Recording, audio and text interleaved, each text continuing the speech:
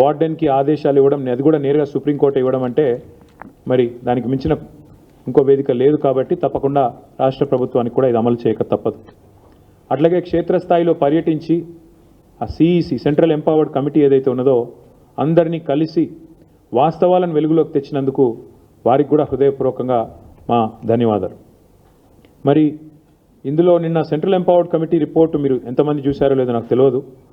ఎంత తీవ్రంగా ఉంది అంటే సుప్రీంకోర్టు అపాయింట్ చేసిన సాధికార కమిటీ ఇది.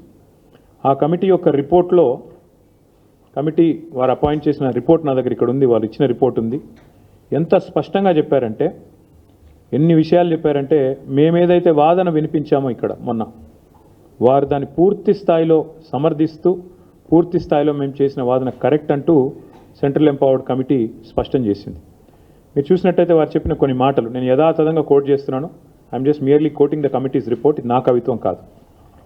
Prima facie the subject land seems to be under the ownership of university of Hyderabad అని చెప్పి ఓనర్షిప్ విషయంలో సూత్రప్రాయంగా మౌలికంగా ఈరోజు హైదరాబాద్ సెంట్రల్ యూనివర్సిటీ పొజిషన్లో ల్యాండ్ ఉంది కాబట్టి ఇది పరిగణలోకి తీసుకోవాలని ఒకటి చెప్పారు. రెండవది వారు చెప్పిన మాట, until the ownership and legality of the land use are settled by this honorable court, all ongoing or proposed actions to mortgage, lease or commercially exploit the land by TGIAC may be stayed by this honorable court to prevent further financial and legal complications. ఈ విషయం తేలేదాకా, ఈ విషయం ownership విషయం కానీ legality of the land use అంటే అక్కడ అడవి ఉండగా కూడా అడవిని ధ్వంసం చేసి కట్టొచ్చా లేదా అనేది కానీ తేలేదాకా, సుప్రీంకోర్టు తేల్చేదాకా all ongoing or proposed actions to mortgage, to lease or to commercially exploit అంటే అక్కడ కట్టడాలు కానీ తాకట్టు పెట్టడాలు కానీ అట్లాగే లీజ్కి ఇవ్వడాలు కానీ ఇవన్నిటిని కూడా తక్షణమే ఆపే విధంగా స్టే చేసే విధంగా సుప్రీంకోర్టు చొరవ తీసుకోవాలని చెప్పి కూడా సెంట్రల్ ఎంపవర్డ్ కమిటీ రిపోర్ట్లో చెప్పింది.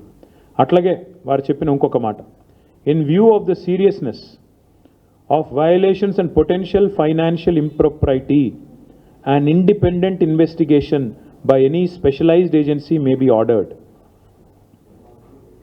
చెప్పిన మాట మళ్ళొకసారి రిపీట్ చేస్తాను, ఇది ఇంపార్టెంట్ మాట. వారు సెంట్రల్ ఎంపవర్డ్ కమిటీ ఇచ్చిన మాట ఏంటంటే, చెప్పిన రిపోర్ట్ ఏంటంటే, in view of the seriousness of the violations and potential financial impropriety, ఇక్కడ జరిగిన ఆర్థికపరమైన అవకతవకలు, ఇక్కడ జరిగిన ఉద్దేశపూర్వకమైన ఒక అరాచకత్వం ఏదైతే ఉందో దాన్ని దృష్టిలో పెట్టుకొని ఖచ్చితంగా మరి ఒక ఇండిపెండెంట్ ఇన్వెస్టిగేషన్ ఒక స్పెషలైజ్డ్ ఏజెన్సీ ద్వారా ఆర్డర్ చేయండి. ఇది నా మాట కాదు, సెంట్రల్ ఎంపవర్డ్ కమిటీ వారు ఇచ్చిన రిపోర్ట్. అంటే ఎగ్జాక్ట్గా ఇదే మాట నేను ఇక్కడ కూర్చొని వారం రోజుల కింద చెప్పాను.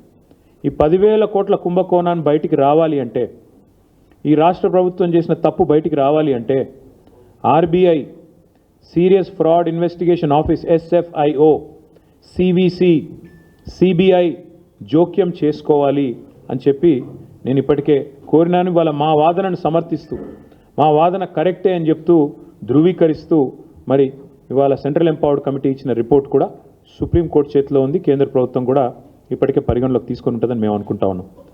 అయితే ఇక్కడ ఆశ్చర్యం ఏమంటే, ఇవంతా మీకు తెలిసిందే. మోడీ గారు నిన్ననో మొన్ననో ఎక్కడనో ఒక దగ్గర హర్యానాలో మాట్లాడినారు. మోడీ గారిది ఎట్లుందంటే ఒక యాన్యువల్ సైకిల్ లెక్కున్నట్టుంది. సంవత్సరానికి ఒకసారి మాట్లాడతాడు. పోయిన ఏప్రిల్లో మాట్లాడింది. పోయిన ఏప్రిల్ 2024లో ఏమన్నాడు, తెలంగాణలో RR ట్యాక్స్ వసూలు అవుతుంది. కరెక్ట్గా 1 year కిందట, దానికి వార్షికోత్సవం కూడా అయిపోయింది.